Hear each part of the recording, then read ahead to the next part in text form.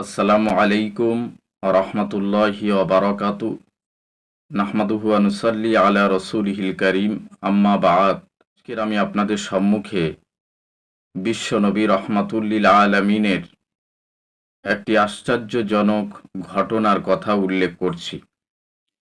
তিনি বহু বছর আগে অফাত হয়েছেন, পর্দা নিয়েছেন, তারপরেও তিনি আমাদের মাঝে জীবিত। ভুরি ভুরি প্রমাণ আছে। আমি আপনাদের সম্মুখে একটি প্রমাণ তুলে ধরছি। এক হাজী সাহেব তিনি হজ করতে গিয়ে ব্যাগ হারিয়ে ফেলেন। রাতে ঘুমাবার সময় তিনি আল্লাহ রসুলকে খেয়াল করে তিনি বলছেন, ইয়া রসুল আল্লাহ, ইয়া হাবিব আল্লাহ, হুজুর, আমি আপনার দরবারে এলাম আর আমার ব্যাগটি চুরি হয়ে গেল। সকালবেলা তিনি ব্রেকফাস্টে যখন এক রেস্টুরেন্টে খেতে যান, সেই সময় এক অচেনা আগন্তুক এসে ব্যাগটি দিয়ে বলছেন, এই নেন আপনার ব্যাগ।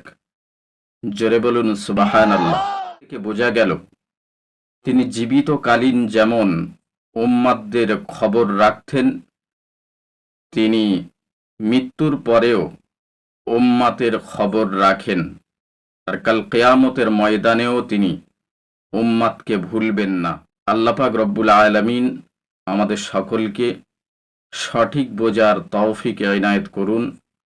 আমরা বলি আমিন। সুস্থ থাকবেন, ভালো থাকবেন।